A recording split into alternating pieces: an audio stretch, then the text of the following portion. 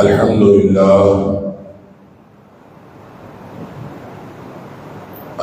لله نحمده ونستعينه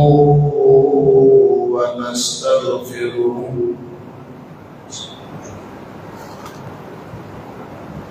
الحمد لله نحمده ونستعينه ونستغفره ونؤمن به ونتوكل عليه ونعوذ بالله من شرور أنفسنا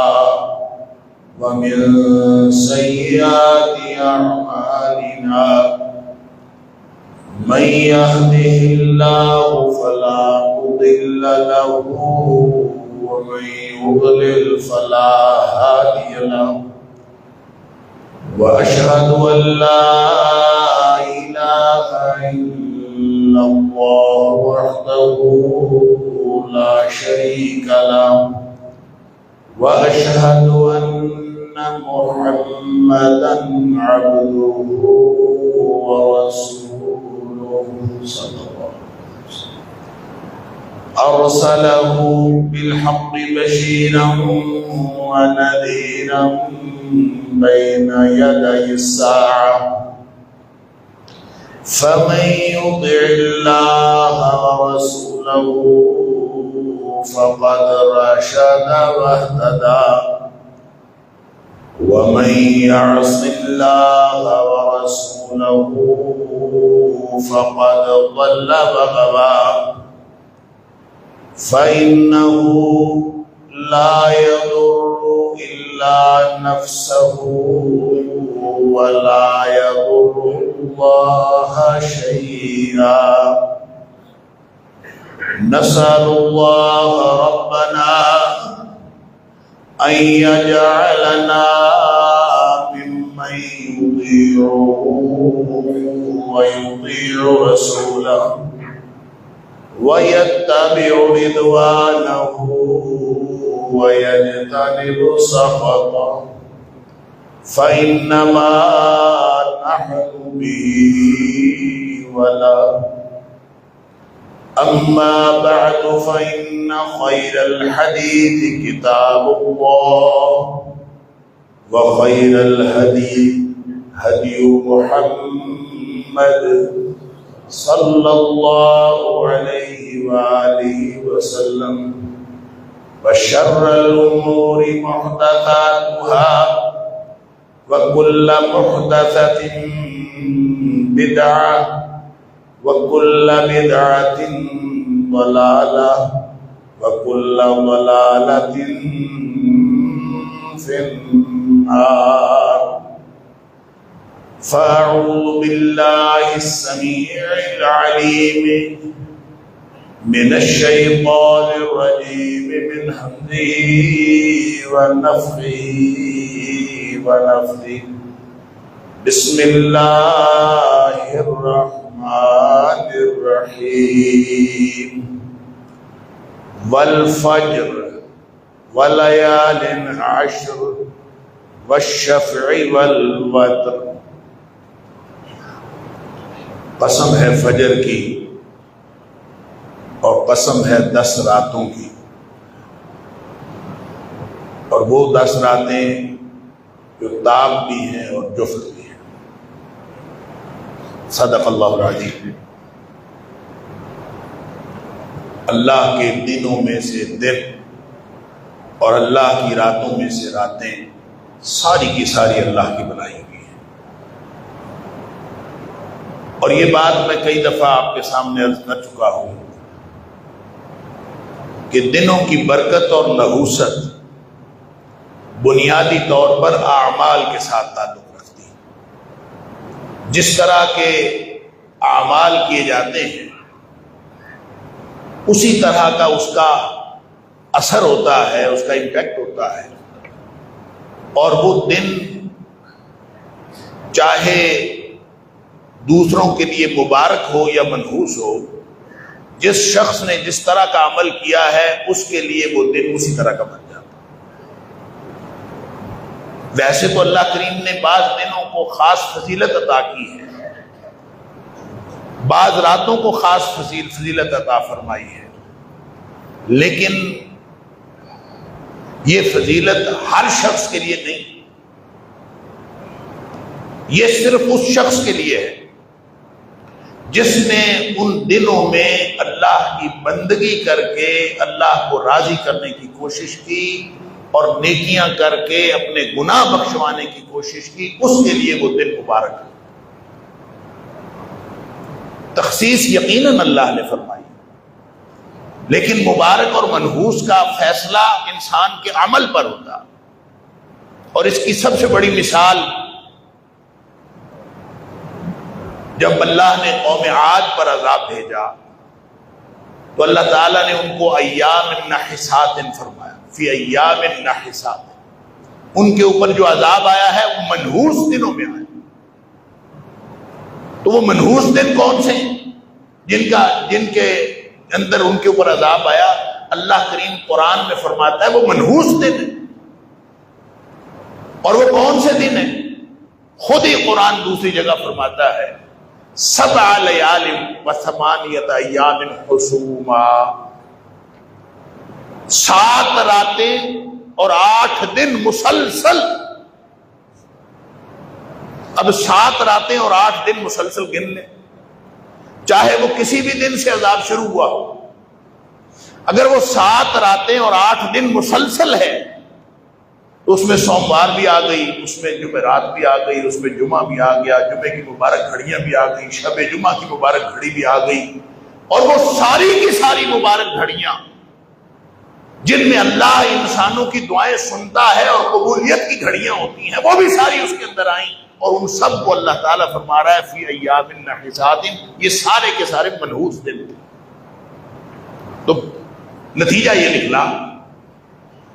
کہ وہ ساری دنیا کے لیے منحوس نہیں، قوم عاد کے لیے منحوس ہے، جنہوں نے جس طرح کا عمل کیا ان کے اوپر جس طرح کا عذاب آیا، اس عذاب کی وجہ سے وہ ان کے لیے منحوس دن ہے۔ لہذا لوگوں کو یہ فکر لاحق ہوتی ہے کہ فلاں آدمی دنیا میں تو اس کا کردار اچھا نہیں تھا، لیکن وہ رمضان میں فوت ہوا، تو رمضان میں فوت ہوا تو کیا خیال ہے کہ وہ صرف اس وجہ سے کہ وہ رمضان میں فوت ہوا وہ بخشا جائے گا؟ ساری زندگی جس نے اللہ کو راضی کرنے کی کوشش نہیں کی، تو رمضان میں تو بھائی کافر بھی فوت ہوتے ہیں، مشرک بھی فوت ہوتے ہیں، تو کیا خیال ہے صرف رمضان میں فوت ہونے کی وجہ سے وہ بخشے جائیں گے؟ نہیں، جس کے جس طرح کے اعمال ہیں اس کے دن اور راتیں اسی طرح۔ مبارک اس کے لیے ہے جس نے عمل اللہ کو راضی کرنے والے کیے، منحوس اس کے لیے ہے جس نے اللہ کو راضی کرنے کی کوشش نہ کی اور جس نے اپنی زندگی ضائع کی، اس کے لیے منحوس۔ لہذا کافر ہو یا مشرک ہو یا گناہ کبیرہ کے اندر جو مشغول انسان ہو، تو ہر شخص کے ساتھ جو معاملہ ہوگا وہ اس کے اپنے اپنے کردار کے مطابق ہوگا۔ کسی خاص وقت کا اس کو کوئی فائدہ ایسا حاصل نہیں ہو سکتا، فائدہ اس کو حاصل ہوگا جتنی فضیلتیں آپ کو ملتی ہیں۔ احادیث کے اندر بعض اوقات کی، بعض دنوں کی، بعض راتوں کی جو فضیلتیں اللہ کے رسول صلی اللہ علیہ وسلم نے فرمائی ہیں، وہ فضیلتیں ان کے لیے ہیں جو اس کے مطابق کردار ادا کرتے ہیں۔ اب دیکھیں نبی کریم صلی اللہ علیہ وسلم نے یوم عرفہ کے بارے میں فرمایا کہ یوم عرفہ ایسا دن ہے، سبحان اللہ، اللہ ما من یوم اکثر من ان یعتق اللہ عز وجل فیہ عبدا من النار، اس سے زیادہ کوئی دن ایسا نہیں ہے جس دن اللہ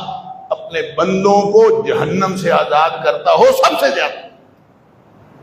یوم عرفہ سے زیادہ کوئی دن ایسا نہیں جس سے زیادہ اللہ تعالیٰ لوگوں کو جہنم سے آزاد کرتا ہو من یوم عرفہ، یوم عرفہ سے زیادہ کوئی دن ایسا نہیں۔ اللہ پھر فرمایا انہ لیدنو، اللہ قریب آ جاتا ہے، سبحان اللہ، قریب آ جاتا ہے اور پھر فرشتوں پر اللہ فخر کرتا ہے، اور پھر اللہ فرماتا ہے کہ یہ لوگ کیا چاہتے ہیں، ما اراد ہؤلاء، یہ لوگ کیا چاہتے ہیں، یہ کن کے لیے ہے؟ یہ یوم عرفہ لوگوں کو جہنم سے آزادی کا دن ہے، اور اللہ فرشتوں پر فخر کرتا ہے، اللہ قریب آ جاتا ہے، یہ کن کے لیے؟ کیا کسی کافر کے قریب آ جاتا ہے؟ کیا کسی مشرک کے قریب آ جاتا ہے؟ نہیں، اللہ ان کے قریب آتا ہے جو عرفہ کے دن اللہ کے سامنے گڑ گڑا رہے ہوتے ہیں، اور یہ خاص طور پر ان لوگوں کے لیے ہے جو یوم عرفہ کو عرفات کے میدان میں اکٹھے ہوتے ہیں حجاج کرام، اور سارے اکٹھے ہو کے سارے رو رہے ہوتے ہیں اور سارے گڑ گڑا ہو رہے ہوتے ہیں۔ تو اللہ تعالیٰ فرماتا ہے فرشتوں آؤ دیکھو یہ کیا چاہتے ہیں، ان کو دیکھو تو صحیح، یہ کیوں رو رہے ہیں، یہ مجھ سے چاہتے کیا ہے، ان کو دیکھو ذرا۔ اللہ اکبر۔ اور جو اس دن اللہ کی بندگی نہیں کرتا، جو اللہ کے سامنے نہیں گڑ گڑاتا، جس نے اس دن اللہ کے لیے کوئی کام نہیں کیا، جس کا اس پورے نظام کائنات کے اوپر ایمان ہی نہیں ہے، جس کا نہ اللہ پر ایمان ہے، نہ اللہ کے رسول صلی اللہ علیہ وسلم پر ایمان ہے، نہ آخرت پر ایمان ہے، تو کیا خیال ہے وہ بھی جہنم سے آزاد ہوگا اس دن؟ یہ یوم عرفہ کی جو فضیلت ہے یہ ان لوگوں کے لیے ہے جن لوگوں نے اس دن اللہ کے سامنے گڑ گڑا کے اللہ کے سامنے دعائیں کی، یہ ان لوگوں کے لیے۔ جیسے نبی پاک صلی اللہ علیہ وسلم نے فرمایا صوم یا سیام یوم عرفہ، عرفہ کے دن جن لوگوں نے روزہ رکھا، اب یہ حاجیوں کے لیے نہیں، یہ غیر حاجیوں کے لیے، جن لوگوں نے روزہ رکھا عرفہ کے دن کا، نبی پاک صلی اللہ علیہ وسلم فرماتے ہیں احتسب علی اللہ، مجھے اللہ سے امید ہے، اور نبی اکرم صلی اللہ علیہ وسلم کو اللہ سے امید ہو تو اس کا مطلب ہے یقین ہے۔ احتسب علی اللہ، میں اللہ سے امید رکھتا ہوں ان یکفر السنۃ قبلہ وما بعدہ، ایک سال پہلے کے اور ایک سال بعد کے اللہ تعالیٰ گناہ معاف کر دے گا جس نے یوم عرفہ کا روزہ رکھا۔ اب جو روزہ رکھے گا اسی کے لیے یوم عرفہ کی فضیلت ہے۔ تو کہنے کا مطلب یہ ہے کہ فضیلت والے دن آتے رہتے ہیں، فضیلت والی راتیں آتی رہتی ہیں، لیکن یہ فضیلت والی مبارک ان کے لیے ہوتی ہے جو ان کے اندر مبارک کردار ادا کرتے ہیں، جو ان کے اندر عمل کرتے ہیں، جو اللہ کے قریب ہونے کی کوشش کرتے ہیں، ان کے لیے ہے، ہر ایک کے لیے نہیں۔ اسی طرح ایک عشرہ جس کو عشرہ ذی الحج کہتے ہیں، جو اگلا جمعہ آئے گا، ہمارے پاکستان میں جمعرات سے امکان ہے کہ عشرہ ذی الحج شروع ہو جائے گا، یعنی جب ذی الحج کا چاند نظر آ گیا تو اس کے بعد کے 10 دن جو ہیں وہ عشرہ ذی الحج کہلاتے ہیں۔ یہ جو عشرہ ہے اس کے بارے میں نبی اکرم صلی اللہ علیہ وسلم نے پتہ کیا فرمایا؟ فرمایا افضل ایام الدنیا ایام العشر۔ اللہ اکبر، افضل ایام الدنیا، دنیا کائنات کے جتنے بھی دن ہیں، اللہ اکبر، اس میں دن جمعے کے بھی آ گئے، اس میں دن جمعرات کے بھی آ گئے، اس میں دن رمضان کے بھی آ گئے، اس میں دن محرم کے بھی آ گئے، اس میں دن سارے حرمت والے مہینوں کے بھی آ گئے۔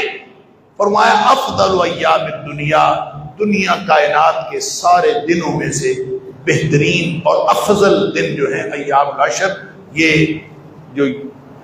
عشرہ ذی الحج ہے، ذی الحج کے جو پہلے 10 دن ہیں یہ ساری دنیا کے سارے دنوں سے سب سے بہتر۔ اللہ اکبر۔ اور ایک حدیث میں نبی پاک صلی اللہ علیہ وسلم نے فرمایا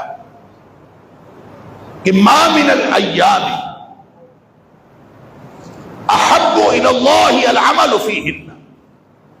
من هذه الایام،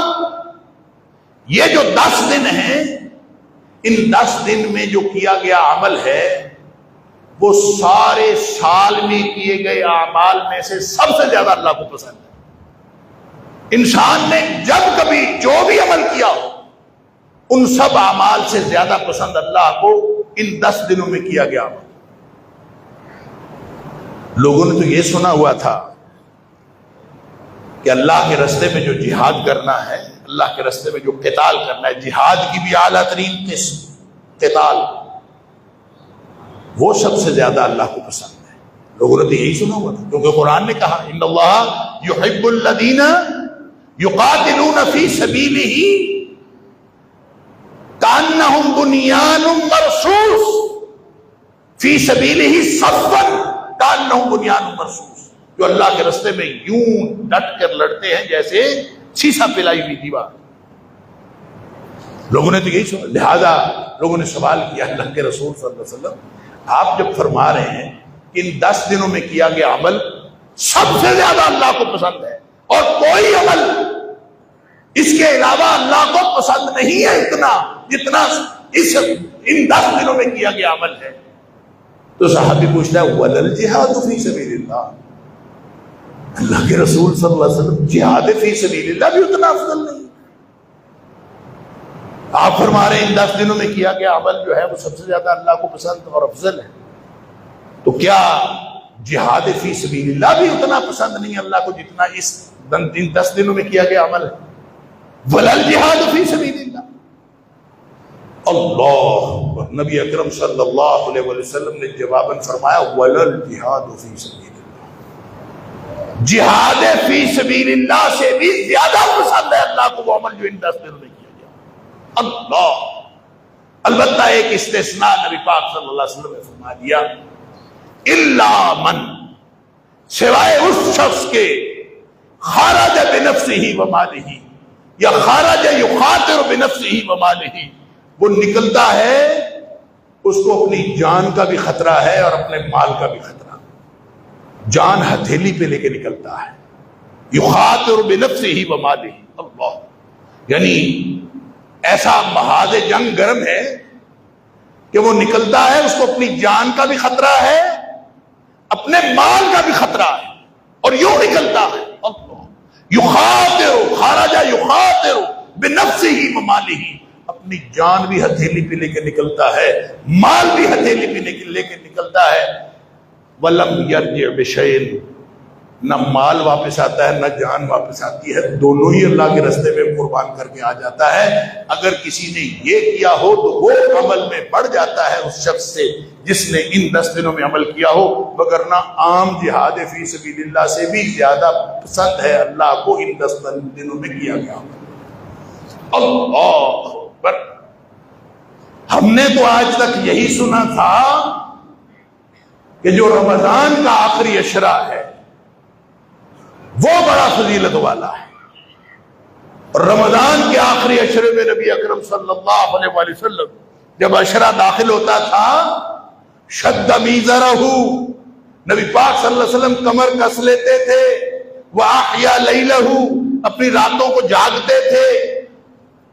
اور نبی پاک صلی اللہ علیہ وسلم اپنے گھر والوں کو بھی جگاتے تھے۔ اللہ، وہ 10 دن، یہ بھی 10 دن، تو پھر کون سے 10 دن بہتر ہو؟ ان کے لیے بھی نبی پاک صلی اللہ علیہ وآلہ وسلم نے فضیلتیں بیان فرمائی، ان 10 دنوں کے لیے بھی نبی کریم صلی اللہ علیہ وسلم نے فضیلتیں بیان فرمائی، تو پھر کون سے زیادہ بہتر ہے؟ اللہ اکبر، بہت سے ائمہ نے، اور خاص طور پر امام ابن تیمیہ اور امام ابن قیم نے اس کے اوپر رحمہ اللہ، اس کے اوپر انہوں نے یہ تفصیل بیان کی ہے اور یہ تطبیق دی ہے۔ وہ کہتے ہیں کہ دن، ان 10 دنوں میں سے دن اس عشرے کے افضل ہیں، راتیں رمضان کے عشرے کے افضل ہیں، وہ راتیں افضل ہیں، یہ دن افضل ہیں، لہذا ان راتوں میں کیا گیا عمل اللہ کو زیادہ پسند ہے، ان دنوں میں کیا گیا عمل جو ہے وہ اللہ کو زیادہ پسند ہے، لہذا وہ بھی افضل ہے، یہ بھی افضل ہے، وہ راتیں زیادہ افضل ہیں، یہ دن زیادہ افضل ہے، افضلیت میں کوئی فرق نہیں، وہ بھی افضل ہے، یہ بھی افضل ہے۔ لیکن یہ دن افضل ہے، اس لیے نبی پاک صلی اللہ علیہ وسلم نے فرمایا افضل ایام الدنیا، یہ دنیا کے دنوں میں سے سب سے افضل ہے ایام العشر، یہ راتوں میں سے نہیں، راتیں وہ افضل ہیں۔ تو پھر کرنا کیا ہے ان 10 دنوں میں؟ کیا کرنا ہے ان 10 دنوں میں؟ ایک تو یوم عرفہ کا روزہ ہے، جیسے میں نے پہلے عرض کر دیا، یوم عرفہ کا روزہ رکھنا لازمی ہے، لازمی اس لیے ہے کہ جس نے گناہ بخشوانے اس کے لیے لازمی ہے۔ اما حفصہ رضی اللہ تعالی عنہا فرماتی ہیں کان رسول اللہ صلی اللہ علیہ وسلم یصوم، نبی پاک صلی اللہ علیہ وسلم روزہ رکھتے تھے 9 ذی الحجہ۔ اب یہ 9 ہے 9 ذی الحج کا، 9ویں ذی الحج کا نہیں فرمایا، ذی الحج کے 9، 9 ذی الحجہ 9 ذی الحج کا، ویوم عاشوراء اور 10ویں محرم کا، اور ہر مہینے میں سے 3 روزے، اور سوموار اور جمعرات کا روزہ۔ نبی پاک صلی اللہ علیہ وسلم یہ روزے رکھتے تھے، یہ حفصہ رضی اللہ تعالیٰ عنہ۔ اب یہ جو 9 ذی الحجہ ہے نا، یہ اس سے بہت سارے لوگوں نے تو یہ مفہوم لیا ہے کہ یہ 9 بمعنی تاسع کے ہے، 9 بمعنی تاسع کے ہیں۔ اس کی وجہ کیا ہے؟ اس کی وجہ یہ ہے کہ یہ یوم عرفہ کا روزہ، اس کے علاوہ دوسری حدیث میں جو آیا کہ یوم عرفہ کا روزہ رکھنا چاہیے، تو یوم عرفہ 9ویں کو ہوتا ہے، لہذا یہ 9 بمعنی تاسع ہے، اس سے مراد وہی روزہ ہے جو یوم عرفہ کا روزہ، باقی اس کے علاوہ روزہ نہیں۔ لیکن اس کا دوسرا مفہوم یہ ہے کہ ذی الحج کے 9 دنوں کے روزے ہیں، 9 کے 9 دن روزے رکھے، تو 9 ذی الحج کا مطلب ذی الحج میں 9 روزے رکھتے تھے نبی کریم صلی اللہ علیہ وسلم۔ ایک مفہوم اس کا یہ ہے کہ 9 روزے رکھتے تھے، ایک مفہوم یہ ہے کہ 9ویں کا روزہ رکھتے تھے، اور 9ویں کے روزے والا جو مفہوم ہے وہ اس تقویت پکڑتا ہے صوم یوم عرفہ سے یا صیام یوم عرفہ سے، کہ یوم عرفہ بھی چونکہ 9ویں کو ہوتا ہے، لہذا اس کا مطلب یہ کہ نبی پاک صلی اللہ علیہ وسلم ذی الحج کی 9ویں تاریخ کا روزہ رکھتے ہیں۔ لیکن دوسرا مفہوم بھی بعید نہیں ہے، دوسرا ناممکن، دوسرا مفہوم بھی درست ہے، لہذا جن لوگوں نے دوسرا مفہوم لیا ہے اس کا مطلب یہ ہوگا کہ 9 کے 9 دنوں کے روزے رکھنے کی کوشش کریں، ہیں تو نفلی روزے، جو رکھ سکے وہ رکھے، 9 دن کوئی روزے رکھ سکتا ہے تو رکھے، یہ ذی الحج کے 9 دن۔ اور اگر نبی پاک صلی اللہ علیہ وسلم نے جو 9 ذی الحجہ فرمایا ہے، اس سے مراد اگر 9ویں بھی ہو تو باقی 8 دن بھی اس لیے بہتر ہے ان میں روزہ رکھنا کہ یہ افضل ایام الدنیا ہے، یہ دنیا کے سارے دنوں میں سے افضل ترین دن ہے۔ تو عام دنوں میں روزہ رکھنا، ایک روزہ جو اللہ کے لیے رکھا ہو، نبی کریم صلی اللہ علیہ وسلم فرماتے ہیں ایک روزہ اگر اللہ کے لیے رکھا ہو تو اس روزے کا ثواب پتہ کتنا؟ یہ عام روزہ، کسی نے عام نفلی روزہ رکھا، اس میں فرضی روزے کی بھی بات نہیں اور افضل دنوں کے روزے کی بھی بات نہیں، یہ عام روزہ کوئی شخص اللہ کے لیے رکھتا ہے ایک روزہ، تو نبی کریم صلی اللہ علیہ وسلم نے فرمایا اس کو اتنا ثواب ملتا ہے کہ اللہ تعالیٰ اس کو اس ایک روزے کی وجہ سے 70 سال کی مسافت کے برابر جہنم سے دور کر دیتا، ایک روزے سے۔ عام روزہ رکھا تو 70 سال کی مسافت کے برابر جہنم سے دوری مل گئی، اللہ۔ تو جس نے افضل دنوں کا روزہ رکھا پھر اس کو کیا ملے گا؟ افضل ایام الدنیا کا روزہ رکھا پھر اس کو کیا ملے گا؟ سبحان اللہ۔ اس کا مطلب یہ ہے کہ 9 کے 9 روزے اگر کوئی رکھ سکے تو اس کو رکھنے چاہیے، اور نہ رکھ سکے تو کم از کم 9ویں کا روزہ نہیں چھوڑنا چاہیے۔ اور یہ یوم عرفہ بھی ہے، اور پھر اس میں لوگوں کے اندر جو ہے وہ ایک عجیب و غریب کنفیوژن اور بحث شروع ہو جاتی ہے کہ یوم عرفہ مکہ مکرمہ والا یا یوم عرفہ یہاں پاکستان والا، کیونکہ وہاں کے اور یہاں کے یوم عرفہ میں فرق ہوتا، وہ ایک آدھ دن پہلے، بعد کا 2 دن پہلے ہو سکتا، اور ہمارا جو ہے وہ 1 دن بعد یا بعد کا 2 دن بعد ہو سکتا ہے۔ تو یوم عرفہ کون سا؟ کیونکہ عرفہ کا یوم تو اسی کو کہیں گے نا جہاں حج ہو رہا ہے، تو حج یوم عرفہ کو ہوتا ہے، لہذا جس دن حج ہو رہا ہے اسی دن ہم روزہ رکھیں، چاہے ہمارے پاس 7 تاریخ ہو چاہے 8 تاریخ ہو، تو یوم عرفہ کا تو روزہ ہو۔ یہ ہے، یہ بعض لوگ یہ کنفیوژن کریٹ کرتے ہیں۔ تو بھائی بات یہ ہے، تو پھر تو رمضان کے روزے بھی ہمیں سعودیہ کے اوقات کے مطابق رکھنے پڑیں گے، پھر تو ہمیں نمازیں بھی انہی کے اوقات کے مطابق پڑھنی پڑیں گی۔ ایک وقت جب طے ہو گیا، اور اس کو تھوڑا سا پیچھے لے جائیں نا، نبی کریم صلی اللہ علیہ وسلم کے دور میں لے جائیں، آج تو کمیونیکیشن اتنی ہے، ذرائع ابلاغ اتنے سریع ہیں، اتنے تیز ہیں کہ وہ آپ کو فوراً خبر دے دیتے ہیں کہ وہاں کا یوم عرفہ ہو گیا، آپ کا اگلے دن ہے، پوری دنیا کے آپ کو حالات معلوم ہو جاتے۔ تو ذرا خیال کیجئے، تصور کیجئے، نبی اکرم صلی اللہ علیہ وسلم کے، آپ کے نبی پاک صلی اللہ علیہ وسلم کے دور میں خبریں کتنی دور کب پہنچتی تھی۔ تو مدینہ کے اندر ہو سکتا ہے مکہ مکرمہ کے اندر جب یوم عرفہ ہوتا ہے تو مدینے والوں کو پتہ ہی نہ ہو کہ یوم عرفہ کب ہوا، انہوں نے اپنا چاند دیکھنا ہے، کیونکہ ایک دن جب نبی پاک صلی اللہ علیہ وسلم کے پاس آئے تھے لوگ، تو نبی پاک صلی اللہ علیہ وسلم نے ادھر چاند نہیں نظر آیا مدینے میں، تو نبی پاک صلی اللہ علیہ وسلم نے کہا عید نہیں کرنی، روزہ رکھ لو 30واں۔ سب نے روزہ رکھ لیا۔ ظہر کے قریب آئے لوگ، انہوں نے کہا ہم نے چاند دیکھا ہے، اور نبی کریم صلی اللہ علیہ وسلم نے فرمایا اچھا تم نے چاند دیکھا ہے، تو سب کو آپ نے فرمایا روزہ کھول دو، کیونکہ عید پڑھنے کا ٹائم گزر چکا تھا، عید اگلے دن پڑی، لیکن روزہ کھول دو کیونکہ چاند نظر آ گیا۔ اب وہ چاند کتنی دور نظر آیا تھا؟ 2 میل 4 میل 6 میل، تو لوگوں کو تو پتہ ہی نہیں چلتا تھا کہ چاند کہاں نظر آیا اور کہاں نظر نہیں آیا، لوگ اپنے اپنے چاند کے حساب سے رکھتے تھے۔ تو مدینہ کے اندر تاریخ اور ہو سکتی ہے اور مکہ مکرمہ کے اندر تاریخ اور ہو سکتی ہے نبی پاک صلی اللہ علیہ وسلم کے دور۔ اب تو صرف سعودی عرب کی تاریخ اور ہوتی ہے، وہاں تو قریب قریب بستیوں کی تاریخ اور ہو سکتی تھی، لہذا یوم عرفہ کا روزہ اگر مدینے والوں نے رکھنا ہے تو وہ مکے کی تاریخ کا انتظار نہیں کر سکتے، کیونکہ ان کو تو معلوم ہی نہیں ہے مکے میں تاریخ کب 9 ہو رہی ہے، کب یوم عرفہ وہاں پہ ہو رہا ہے۔ لہذا اس سے یہ معلوم ہوا کہ اس کنفیوژن میں پڑنے کی کوئی ضرورت نہیں، ہماری اپنی رویت ہے، ان کی اپنی رویت ہے۔ ہاں اگر پوری دنیا یہ قرار دے لے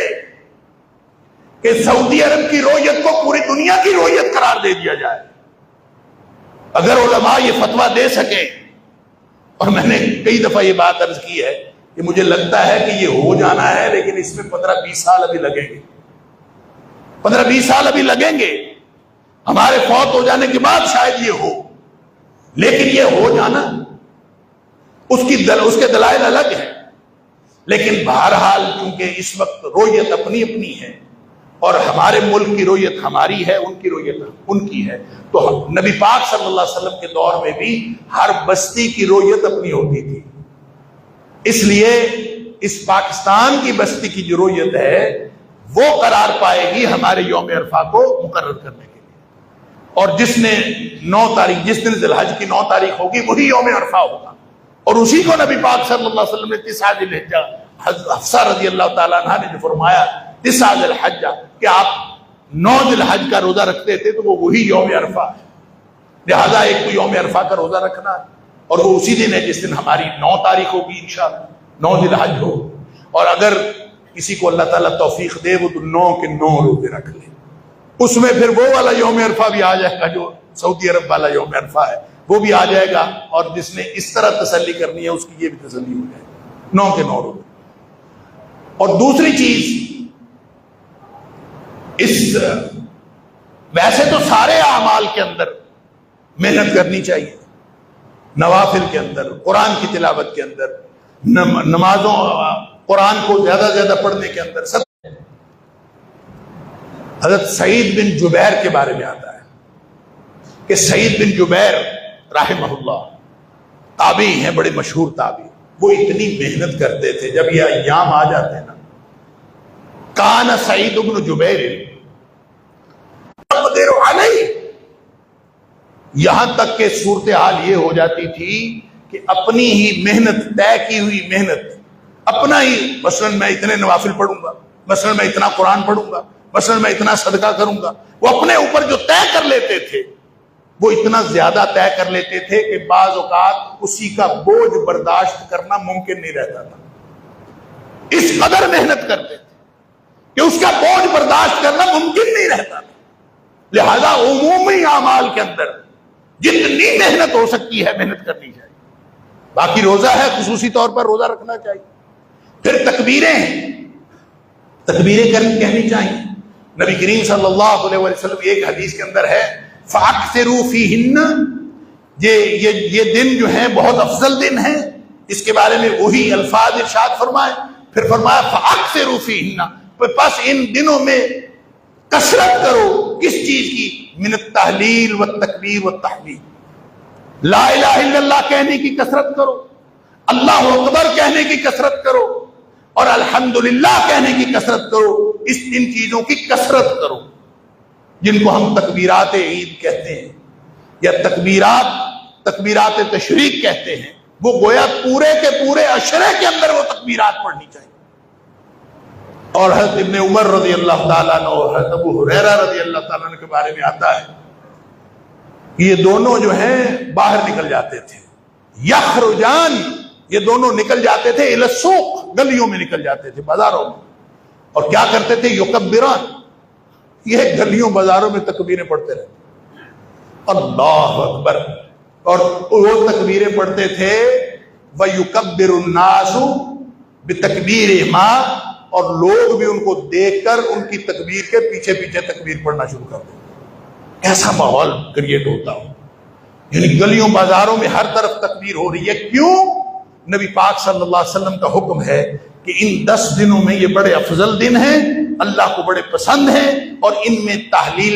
تکبیر اور تحمید کو زیادہ زیادہ کیا کرو۔ لہذا تکبیریں کہنا یہ بھی ایک عمل ہے، اور اس میں تکبیر کے مختلف الفاظ ہیں۔ ابن عباس رضی اللہ تعالیٰ عنہ سے مروی الفاظ ہیں، عبداللہ بن مسعود رضی اللہ تعالیٰ عنہ سے مروی الفاظ، یہ جو ہم عام طور پر تکبیر پڑھتے ہیں، اللہ اکبر لا الہ الا اللہ، اللہ اکبر وللہ الحمد، یہ الفاظ حضرت عبداللہ بن مسعود رضی اللہ تعالیٰ عنہ سے،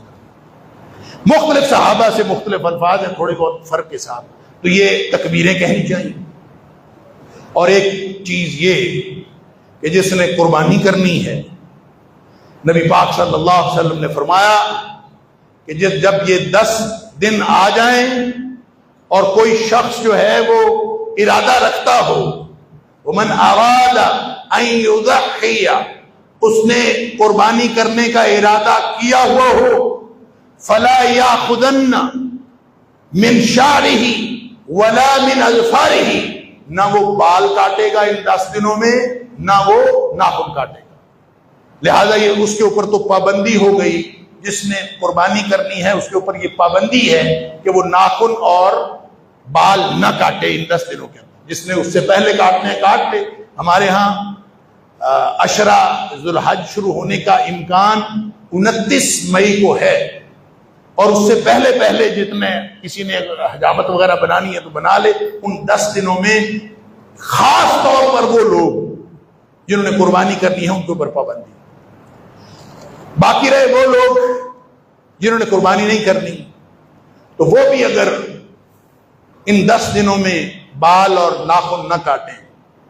اور وہ قربانی والے دن عید کی نماز پڑھنے کے بعد کاٹیں،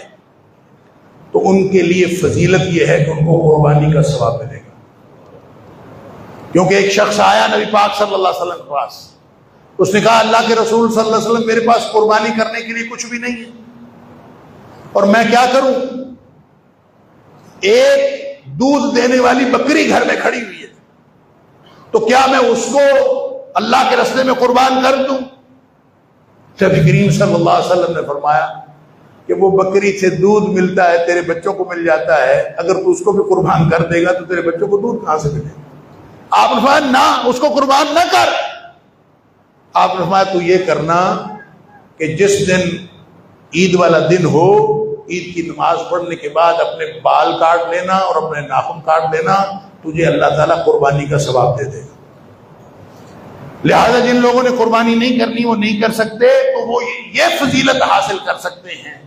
اور ایک بات میں عرض کر دوں اور بات ختم کرنے سے پہلے کہ یہ جو یضحیہ ہے، بعض لوگوں نے قربانی کے بارے میں یہ کنفیوژن بھی پھیلایا ہوا ہے کہ قربانی صرف ان کے لیے جو حج کرنے کے لیے جاتے ہیں۔ سن لیجئے، حج کرنے کے لیے جو قربانی کی جاتی ہے اس کا نام یضحیہ ہے ہی نہیں۔ اضحیہ ایک قربانی کا نام ہے، اضحیہ ایک قربانی کا نام ہے ہدی۔ جو حج والوں کی ہے وہ ہدی ہے، جو غیر حاجی نے اپنے گھر پہ کرنی ہے یہ اضحیہ ہے۔ یہ تو ہماری اردو کی زبان ہے کہ اس میں قربانی کے علاوہ اور کوئی دوسرا لفظ ہی کوئی، عربی میں اس کے لیے الگ لفظ ہے، اس کے لیے الگ لفظ۔ لہذا اضحیہ وہ قربانی ہے جو اپنے گھر پہ کرنی ہے۔ اور نبی کریم صلی اللہ علیہ وسلم مدینہ منورہ میں 10 سال رہے۔ حضرت انس رضی اللہ تعالیٰ عنہ فرماتے ہیں 10 سال نبی پاک صلی اللہ علیہ وسلم قربانی کرتے رہے۔ اور اسی طرح جو حج پہ جائے گا وہ ہدی کرے گا۔ اور یہ جو ناخن کاٹنے اور ناخن نہ کاٹنے اور بال نہ کاٹنے کی پابندی ہے، یہ یضحیہ اضحیہ کرنے والے کے اوپر ہے، ہدی کرنے والے کے اوپر نہیں ہے۔ ہدی کرنے والا حاجی ہے، لہذا حاجی کے اوپر یہ پابندی نہیں۔ یہ 10 دنوں میں ناخن نہ کاٹنا اور بال نہ کاٹنا یہ اس شخص کے لیے جس نے اپنے گھر پہ قربانی کرنی ہے، جس نے اضحیہ کرنی ہے، اس کے لیے اراد ان یضحیہ، جس نے یہ قربانی کرنی ہے اس کے لیے یہ پابندی ہے۔ اس لیے یہ کوئی کنفیوژن نہیں ہے۔ اللہ کا شکر ہے نبی پاک صلی اللہ علیہ وسلم کی سنت بالکل کلیئر ہے، واضح ہے، اور ہر وہ شخص جس کے پاس گنجائش ہے اس کو قربانی کرنی چاہیے، اور جس نے قربانی کرنی ہے اس کو اس پابندی کا بھی خیال رکھنا چاہیے۔ اللہ تعالیٰ مجھے اور آپ کو، ہم سب کو ہر قسم کے دنوں سے پوری طرح سے فائدہ حاصل کرنے کی توفیق عطا فرمائے۔ وآخر دعوانا الحمدللہ۔